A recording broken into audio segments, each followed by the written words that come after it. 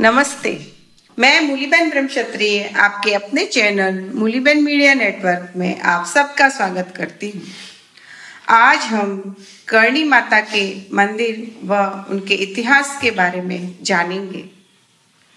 श्री करणी माता का भव्य मंदिर राजस्थान में बीकानेर से 30 किलोमीटर दूर देशनोक गांव में आया हुआ है, जिनकी ख्याति भारत उपरांत विश्व भर में फैली हुई है। दिन भर देश प्रदेश से पर्यटक व श्रद्धालु करणी माता के मंदिर में आते हैं। इस जगह को चूहों के मंदिर के नाम से भी जाना जाता है। इस मंदिर की विशेषता यह है कि मंदिर में भक्तों को ज्यादातर काले चूहे दिखाई देते हैं, जिन्हें श्रद्धा से काबा कहा जाता है। अगर चूहों के बीच में सफेद चूहा दिख जाए तो समझ लो सब मनोकामनाएं पूरी हो गई, ऐसी मान्यता है। इतिहास को देखें तो महाभारत के समय में द्वारिका से दिल्ली जाने के रास्ते पर व्यापारियों का पड़ाव मारवाड़ के देशनोक शहर में रहता था। उनके आसपास के पंवार राजाओं ने अपने घोड़े चढ़ने के लिए 6 किलोमीटर के विस्तार में घास का जंगल खड़ा कर दिया। करणी जी ने तपस्या करके इस स्थान की गरिमा को और बढ़ाया था।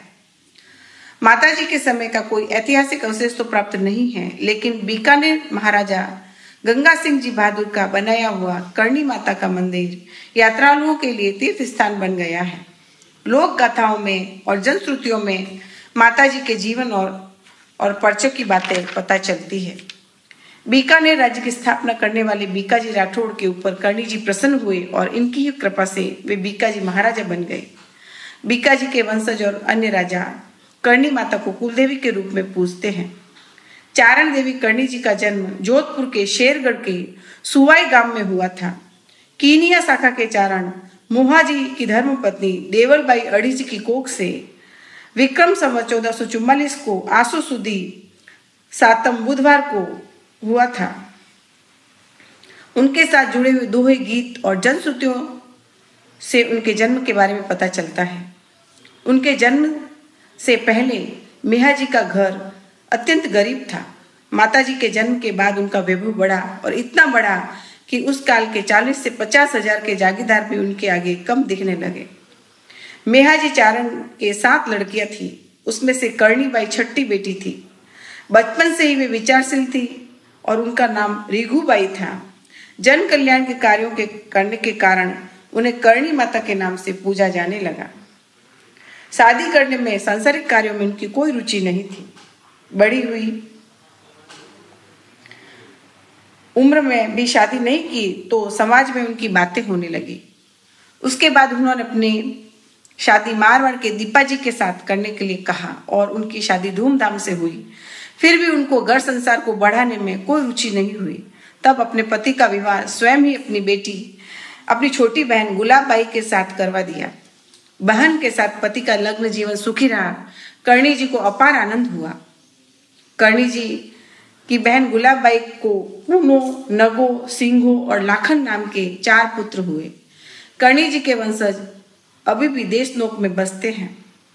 एक बार लाखन अपने मित्रों के साथ कोलाया गांव में मेला देखने गया। वह तालाब में डूब जाने से उसकी मृत्यु हो गई। परिवार ने माता जी से कहा, लाखन को जीवित करो। पूरे परिवार का रोना सुनकर करणी जी लाखन के मृत शरीर को लेकर मंदिर के अंदर चली गई और 3 दिन तक उग्र तपस्या की। यमराजा आए। माता जी ने यमराजा से कहा, लाखन को जीवित करो। यमराज जी ने कहा, माँ आप शक्ति का अवतार हो, आपके बाद भी बहुत सी शक्तियां जन्म लेगी। यदि सभी शक्तियां अपना परिवार को जीवित कर देंगी तो सृष्टि का जन्म मरण का क्या होगा। तब माता जी ने कहा, यमराजा आप चिंता मत करो, मैं आपको वचन देती हूँ कि आज से मेरे वंशज देपावत शाखा के चारण मृत्यु के बाद आपके द्वार पर नहीं आएंगे और न ही आपको उनको आने की जरूरत पड़ेगी। मरण के बाद देपावत चारण आपके द्वार नहीं आएंगे और देशनोक में काबा बनेंगे और वे यहाँ पर देपावत चारण बनेंगे। ऐसे यमराजा को वचन देकर 4थे दिन मृत लाखन का सजीवित किया हुआ शरीर वापस परिवार को सौंपा और कहा, जब तक मैं जीवित हूं किसी पुत्र की मृत्यु नहीं होगी।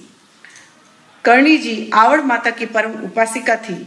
जन समाज उनको आवड़ माता का दूसरा अवतार मानते हैं। 15वीं सदी में जाट, मुसलमान तथा छोटे बड़े राजा प्रजा पर अत्याचार करने लगे, तब कर्णी जी ने महाशक्ति के रूप में अवतार लिया और प्रजा को जुल्म से बचाने का काम किया। इस महाशक्ति ने जोधपुर और बीकानेर जैसे राज्यों की स्थापना करवाकर दुर्ग व किल्लाओं को अपने हाथों से उनकी नींव रखी और कर्णी माता राजाओं की कुलदेव के रूप में पूजी जाने लगी। मंदिर के प्रांगण में चूहे बिंदास घूमते हैं, उनको काबा कहा जाता है। यात्रालु माता जी के दर्शन आते हैं तब उनको चूहों के दर्शन होते हैं। चूहे यात्रालुओं के सिर पर चढ़ जाते हैं और लड्डू खाते हैं। चूहों का यात्रालुओं के सिर पर चढ़ना शुभ माना जाता है। चूहों की देखभाल मंदिर के द्वारा आदर के साथ की जाती है। कहा जाता है कि माता जी ने चूहों के लिए स्वर्ग और नर्क यही बनाए हैं। जो दीपावचारण अच्छे कार्य करते हैं वे काबा बनने के बाद उनको माता जी के गर्भगृह में स्थान मिलता है और दूध, मिठाई और लड्डू खाने को मिलते हैं।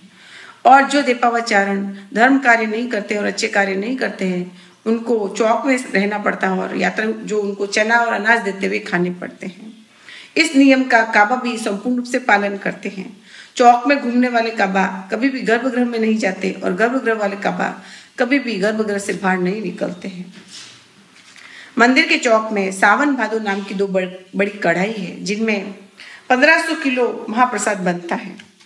हर रोज मंदिर की तरफ से 21 लीटर दूध व यात्रियों की तरफ से 51 लीटर दूध काबाओं को दिया जाता है। चौक में काबा बिल भी नहीं बनाते हैं और वहीं आराम करते हैं और चौक से बाहर भी नहीं निकलते हैं और जब अंतकाल आता है तब वे गायब हो जाते हैं। उनका मृत देह दिखाई नहीं देता है, उनकी प्रजनन लीला भी दिखाई नहीं देती है।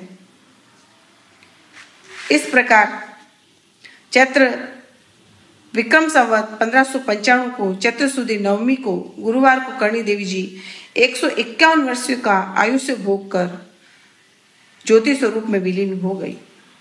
मंदिर में यात्रालुओं के रहने के लिए भोजन और रहने की सुविधा भी उपलब्ध है। इस प्रकार आज हमने कर्णी माता के बारे में जानकारी प्राप्त की। नमस्ते, धन्यवाद।